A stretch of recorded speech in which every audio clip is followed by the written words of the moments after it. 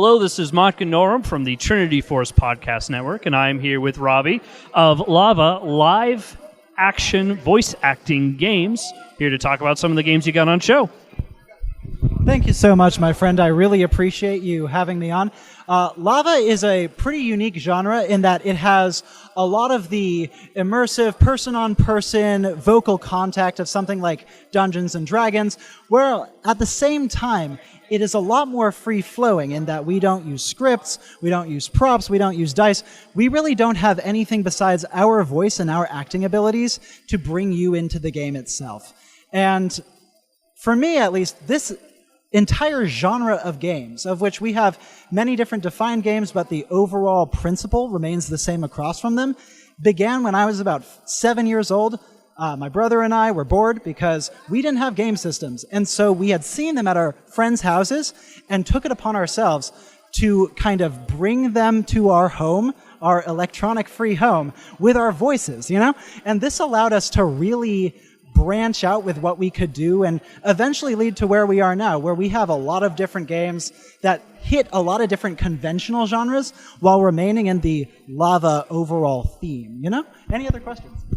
So you have 3 games here today, which is incredible.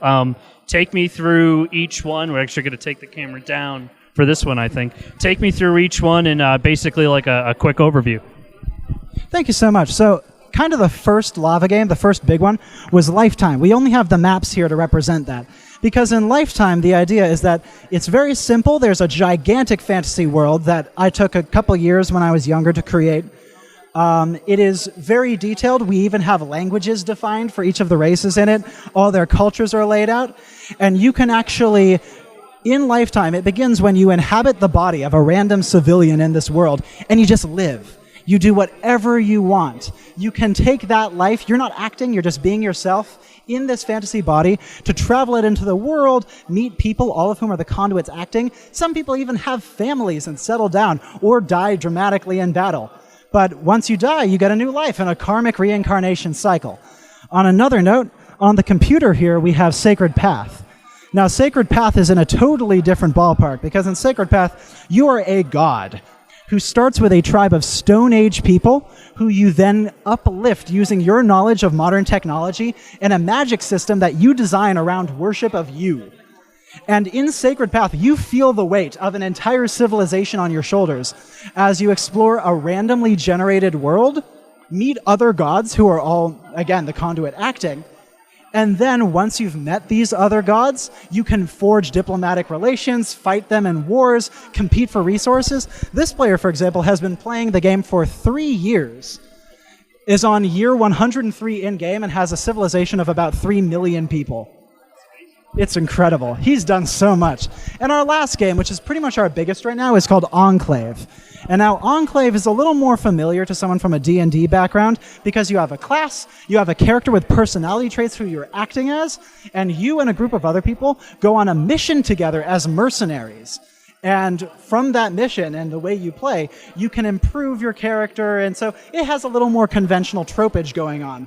But it gets a little more interesting when you remember that these characters can meet each other and interact differently, and you can do things like write their backstories in your personal creative writing world, as well as interact with the world in ways that other games like this might not allow. Like, say you don't kill the guy you're supposed to kill, and you go back outside of your job to kill him just to settle the score. You can do that in Enclave, as well as have player characters kill each other out of anger or revenge or greed. It's an intensely competitive community that at the same time really loves each other.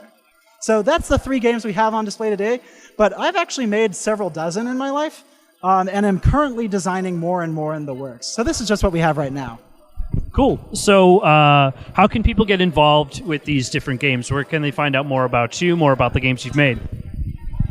Thank you so much for asking. So the easiest way to get involved, our website right now is pretty archaic and will only give you information on them, and a lot of it's outdated. But if you're interested, you can find us at www.elementaltheory.net. Alternatively, the best way to get involved or to learn more about the games is to directly email me. I'm at RobbyWorks, ROBBYWORKS 80092 @gmail.com.